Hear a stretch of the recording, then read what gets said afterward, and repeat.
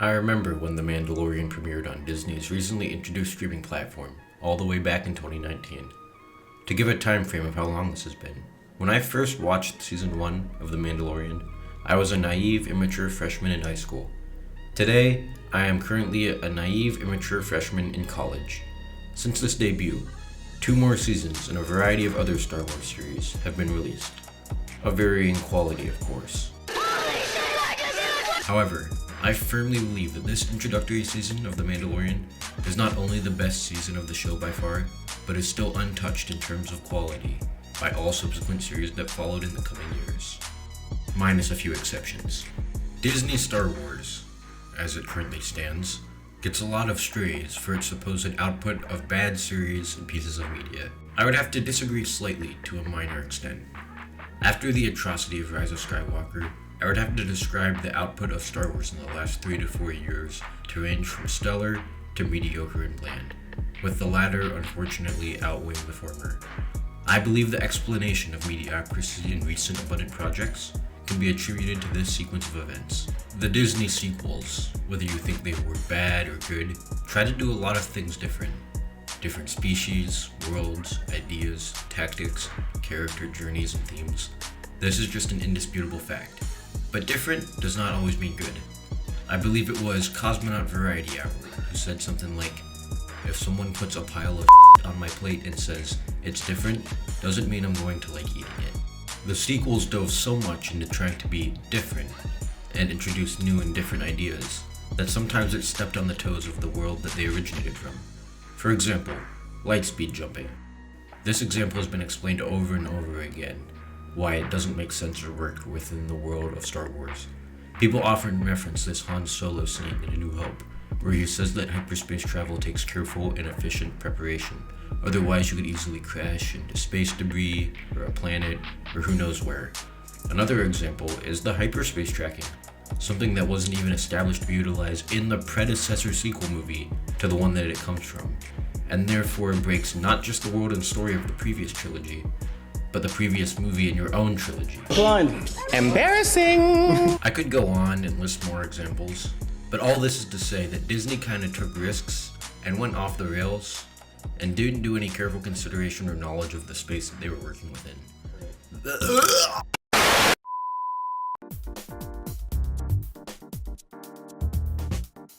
As I was saying, Disney took a lot of risks and really went off the rails, and they didn't do it with careful consideration or knowledge of the space that they were operating within, thus damaging and tainting the characters and stories of their preceding movies and shows. This is why when you're operating and working with significant characters and storylines from a previous work, it's always important to revisit and consider every aspect of these elements, so that you feel like you're accurately representing everything as it would be. It's a lot more effort and work, but these are necessary steps in order to respect and maintain the reputation and framework of the story that you are continuing. So after Disney tried something new, people hated it, and that affected reviews and perception, which affected sales, and Disney decided the best course of action was to play it safe. Except for one show.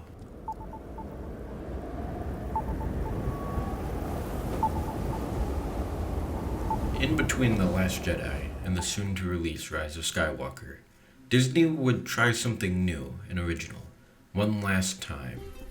They would try The Mandalorian. In Star Wars, things at its core are often black and white.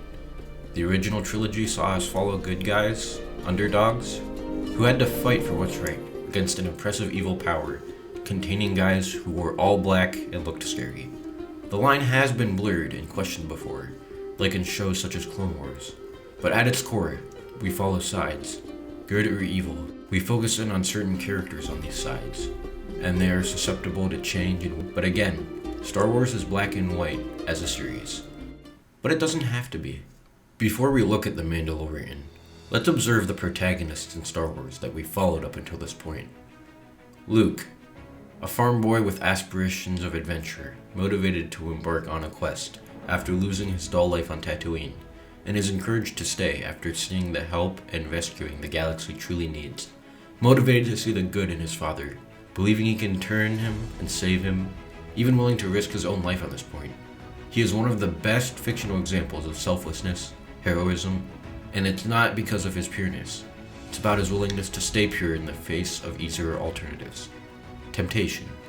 He makes mistakes, he messes up, he almost falls, several times. But his core self is rooted in the main idea of selflessness. Others before himself. Anakin.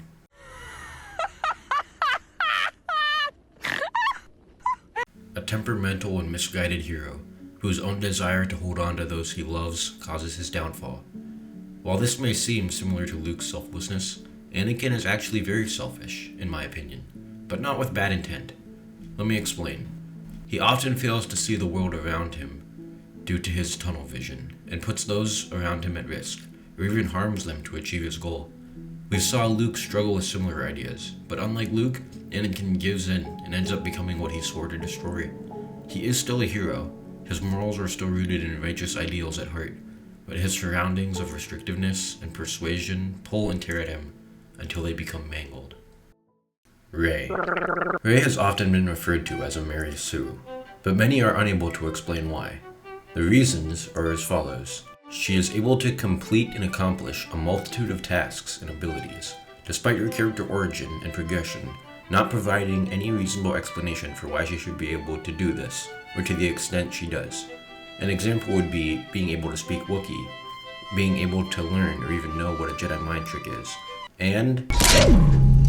What'd you do? I bypassed the compressor. whatever the hell that scene was. Her character is as pure as can be, not seeming to have any moral flaws or qualms. I can't name one character flaw, except that maybe she is too trusting of Kylo and wants to convert him, which was ripped straight from Luke and Darth Vader's dynamic for the span of one movie. I could dedicate an entire video to her, but we have no such time or need. Going back to The Mandalorian, it's not crazy to say that Din Djarin has become one of the most iconic Star Wars characters of all time, and it started with this season. Why did people gravitate to him? Because for your sci-fi hero's adventure show to succeed, you better have people root for your main character and be behind him the whole way, or else your show will fail. So to understand how he was introduced to the audience, let's analyze the first time we see our armor-clad lad. Episode 1, The Mandalorian, starts off opening on this bar with a bunch of scoundrels in the midst of a scuffle. Nothing new in Star Wars, or media in general. We see the Mando enter. We can assume a usual stereotype bar brawl will ensue. He gets pressed by one of the guys and the fight ensues. Nothing crazy. Until this happens. But no, bring that ass here, boy. Oh, black eye, you looking at, boy. Oh, I'm chilling at the children bus stop, but I ain't got no kids, boy. But who you with? He purposely pulls this guy into a closing door to execute him in this brutal fashion. Deliberately. This one quick moment for the first time viewer is already keying us into this character. This is not a Star Wars protagonist like Luke Skywalker or Rey, and he's not like Anakin, where brutality like this is a central emotional struggle for his character. This is his character. This is a show where the protagonist is Boba Fett. I'll elaborate on that more later. He hasn't spoken a word up to this point. He has come across as stone cold and methodical, but yet he remains shrouded in mystery. This is furthered when he reveals who he really came for, and we hear him speak for the first time. I can bring you in warm, or I can bring you in cold. Mario will be talking a lot in the movie. He's so cool. After that phrase, I think it's a good time to explain why this protagonist was what longtime Star Wars fans needed, and why they latched onto him so easily. See, in the world of Star Wars, characters like these are one-offs, or simply background characters. I referenced Boba Fett earlier, but this is evident in shows like Clone Wars and a bit in Rebels. A character like Mando has one objective: to serve as a C-level character where fans say, oh wow, he looks cool, give them a cool fight scene, and sell a bunch of toys. I mean, come on, everyone was obsessed with Boba Fett after The Empire Strikes Back, even though he actually did nothing. Can somebody get me a sock? I was one of these people when I first saw him as a kid. People are simple. They will connect or love something just because it looks cool. But what happens if we take the Boba Fett action hero guy and make him the main character? Hey, yo, the pizza here. Get your ass on, boy.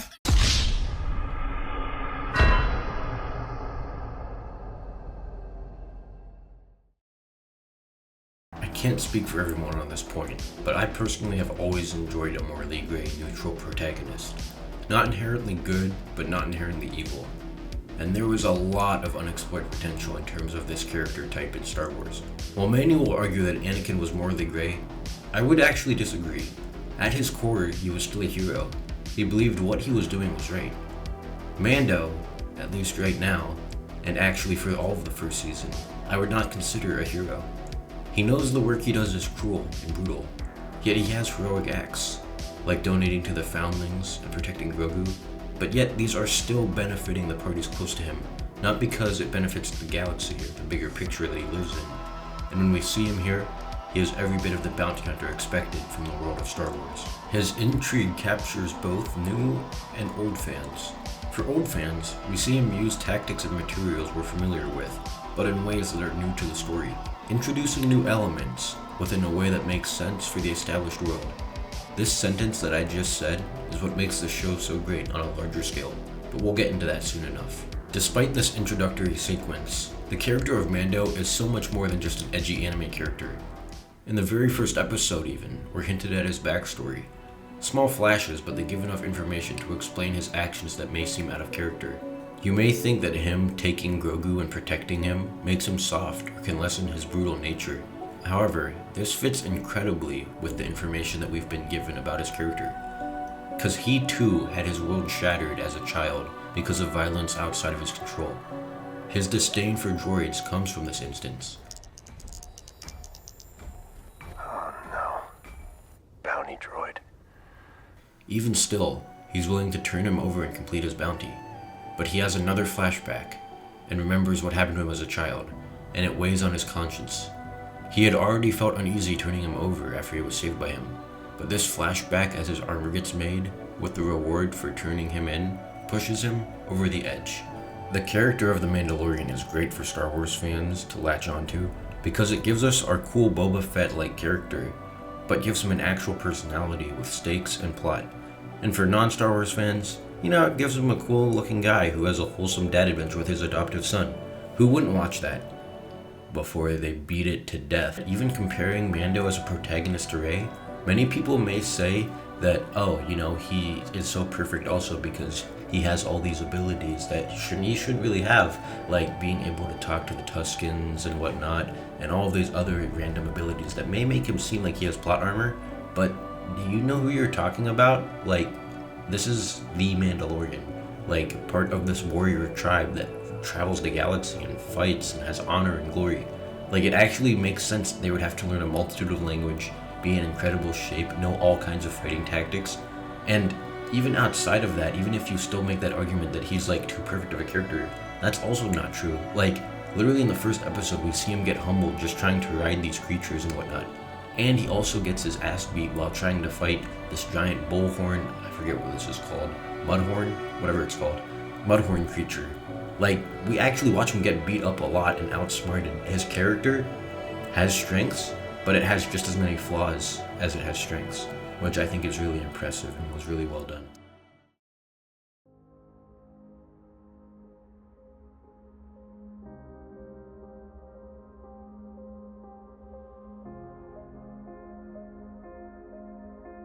Earlier I mentioned how we see the Mandalorian use a variety of familiar tactics, but in a new style. This element does not just apply to Mando, but to the entire show. Like I mentioned before, the sequels introduced so many new elements that did not work within the world and story that was established. Why and how on Earth has a planet-sized Death Star been constructed, and is able to just destroy and house a sun, without affecting the planet, temperature, energy, anything whatsoever? Yeah, I don't care what it is, I don't care. The Mandalorian never feels like it's getting too crazy or too far-fetched. It really feels like you're watching Star Wars for the first time all over again. Yes, we are shown new planets, new characters, but there are still so many familiar elements and ideas that fill in these gaps, so it never feels like we're far from home. Examples include having Queel and Ugnaught reveal a new side of the galaxy through the eyes of one of those random guys in a cloud city, and making the galaxy seem even bigger while merely expanding on prior knowledge we already have. Another great example of this would be with IG-11. Is he paying attention? I heard pretty girls are playing some b-ball. They took this element that was already within the galaxy that we didn't know a lot about, but was still there and still present, and then made us see it through a whole new lens. Like, we learned about his programming. I will initiate self-destruct sequencing. Whoa, you're what? And we get hints about his manufacturer's code. Manufacturer's protocol dictates I cannot be captured. I must self-destruct. Do not self-destruct. We get hints about all this stuff. We see him fight. We see how he operates. And even though it's not like a deep, crazy dive, it's still giving us insight into the galaxy that we know, while remaining grounded in the reality that would make sense for this world. Every new step we take feels like we're still right at home in Star Wars, with the Jawa escape, the AT-ST being used, and the shadow of the Empire still looming over this wasteland of a galaxy that's presented to us. But this is the important part. It's not so intertwined into the story of Star Wars that new viewers can't follow along. This right here is why I believe that this season was the best out of all of the Mando seasons in my opinion, and why I believe that it truly succeeded so much. This season's world is viewed from such a new perspective, not a Skywalker or a Jedi, but a dirtbag hired gun. Also, as a side note, I love the Western aspect that this show decided to settle on. With the world building done over the years from A New Hope and Clone Wars, it's been long overdue. And I believe this show had such a great and seamless blend of sci-fi and Western, at least for the first half of the season. But the point is, because this is such a new perspective of Star Wars, that we the audience may be able to follow along with and relate back to works we've seen before, it's so new that new viewers can jump right in and not feel like they're lost, which I think is such a great thing that can bring together both old Star Wars fans, long-timers, but also newcomers who are just watching it because the baby Yoda looks cute. The formula of this show is exactly what Star Wars products need to succeed. A new adventure in a familiar world, disconnected from the larger scale conflict, because, like, we know what happens in the sequel movies. It seems useless to tell more about Luke and the Jedi. Not that it wouldn't be interesting, but we already know what happens. But when you have new characters facing a looming threat like the remnant of the Empire, the stakes are high, because we don't know what will happen to them. Hell, 2 of the characters actually end up dying. It feels like no one, other than the main character, and that's still a maybe, is truly safe, even in the real world. I mean, I know several people who think that Rogue One is the best Star Wars movie ever because of these qualities, and that it feels so disconnected from like the main plot, even though it's so intertwined with it, and that we don't know what will happen to these characters, even though we knew they were gonna die, because like, come on, none of these people were in A New Hope, but that's besides the point. And now it's time to address the elephant in the room. Obviously, the show doesn't continue this trend of staying independent from the larger story.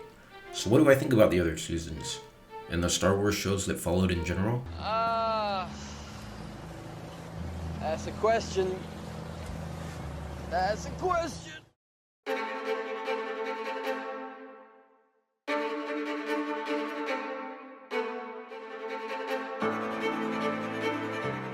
Let's begin with season 2, shall we?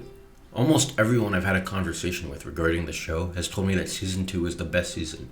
And like, don't get me wrong, I get it. I used to think it was also. And not just because of all the familiar faces. The plot is progressed, the threat is as real as ever. It expands the world building in new ways. It is a good season. However, it's clear Mando takes a back seat in the season compared to the first. And while you could say that's because more time is dedicated to Grogu, I don't think that's it. Yes, Grogu's plot of evading his captors is heightened more than it was last season, which is good and makes sense. But where each new episode of the last season showed a new character or environment, each episode here seems to almost serve as a shock appearance. And look, I'm not immune. I remember the hype back when we were talking about the show, waiting for the trailer to drop. They really edged us out with that one. My favorite memory from that time of anticipation was when we saw the trailer come out, and people saw this scene of Mando, this one scene, and they saw Boba Fett's helmet on the back somehow. Somehow they spotted this. And people had this insane theory that Mando and Boba had a duel in the middle of Tatooine because Boba Fett was hunting the child at the time he was Grogu, and Mando won and took his armor. Now that was a time to be alive. And the familiar side characters aren't so bad to the point where it's distracting. Like, okay, it makes sense that Boba Fett is here. He's a famed bounty hunter who wears Mandalorian armor. He was Din Djarin before Din Djarin was a thing. and I can buy somewhat that Bo-Katan shows up. She is a Mandalorian, and her presence is a quick fix to fill in the gaps and questions that Star Wars fans had last season regarding the differences between types of Mandalorians. But like, Ahsoka, yeah, I'm not buying it.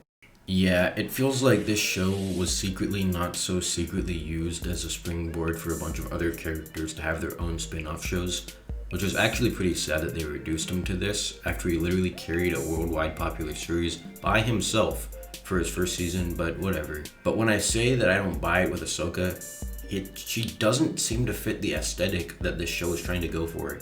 Like, I would have been perfectly fine to go without seeing a lightsaber other than the dark saber for the entirety of The Mandalorian. But here we are. I don't know if you really count this as a cameo, but I'm still gonna talk about him. Cobb Vanth is a different story. Like, be so for real, none of you knew who this guy was unless you've truly never felt the touch of a woman. Because this is some deep nerd level knowledge. So this isn't distracting from the plot at all.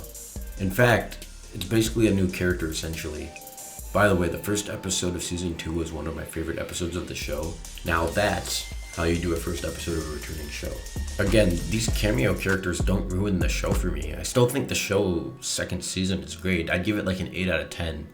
But it just sucks a little, because it feels like Mando isn't as special or independent as we thought he was. Like, he's just a smaller piece of this larger story. Which, sure, okay, it makes sense. You can't always escape the stakes and the consequences of the previous trilogy and the main story. But I loved when Mando had his own story, where he wasn't a part of a bigger narrative revolving around the Skywalkers and the Jedi again. But now it seems like he's lost his independence. And in terms of season 3, I could go on and restate all the problems with season 3, but it's already been beaten half to death. But I will elaborate on the one part that truly ruined the season for me. At the end of the show, Mando applies to be a full-time contractor for the New Republic. This is just infuriating on so many levels. Remember I was talking about morally great characters, and when I discussed that first scene where we see Mando, part of what made him so special was that we were following this Boba Fett archetype. This morally great character who is not a hero. He's not like the Luke Skywalker we've seen. He's not like the Vader we've seen. He hasn't allied himself to any force except for his creed and to his duty as a bounty hunter. But now that he's aligned himself to this faction and is one of the good guys, again, it feels like he's not independent from the main storyline in this larger world, and it's very frustrating. Now, there are going to be people that applaud this foolishly and call it character development. And, like, I think that's silly. Like, this guy is a bounty hunter who kills and kidnaps people for a living. Like, this is not a hero. Like, he can have a code of honor and he can, like, do heroic things and have heroic attributes. But at his core, he is a morally neutral character. And it would have been nice to keep him like that instead of do the easy thing and make him a good guy. And the same goes for Boba Fett. It's just not fair. I miss the real Boba Fett. I miss him dearly. And on the topic of other Star Wars shows, they just... Okay, I don't want to describe them as unnecessary or not asked for, because you could say that about any show, even The Mandalorian. But no, I did not need elaboration on whatever the hell Obi-Wan was doing in between Revenge of the Sith and A New Hope. I had thought it was pretty cut and dry that he was continuing his training, while mainly watching over Luke. No, I did not clap and cheer when I saw Fennec Shand in The Bad Batch, because this pathetic attempt at universe expansion is so utterly inconsequential or valuable that it makes me laugh. Ahsoka having her own show seems harmless until it is once again a springboard for more chances for the audience to pee their pants at seeing their favorite characters, and for the end to be so infuriatingly pointless that it hurts, until you realize that that whole show was setting up for a movie, and now you see the problem. And please don't make me talk about Boba Fett, my massacred idol, who they sidelined in this show for every character under the sun to appear. Star Wars shows have nothing new to offer anymore, except for Andor, that's heat. All of these shows, what are they missing? Well, once again, original stories with original stakes and original characters, but in a familiar world that sticks true to what's been priorly established. Priorly, is that a word? That sticks true to what's been previously established. You can use Boba Fett to tell new stories.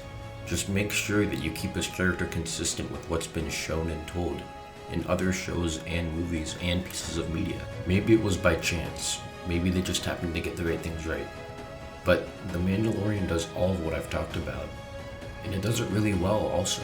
This show dared to take a step back from the Skywalkers and the Jedi and what we were comfortable with, and made a random cool looking guy the focus, and gave him a heart and character and motivation, with great action and directing that Star Wars was known for.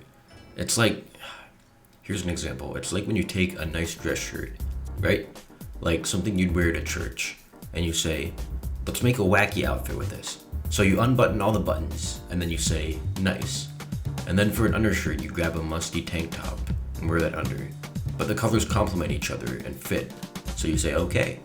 Now for the legs, you grab some old jeans. They may have some stains on them, but you take a risk, you take a chance, and you hope that it complements your outfit well. And then for your shoes.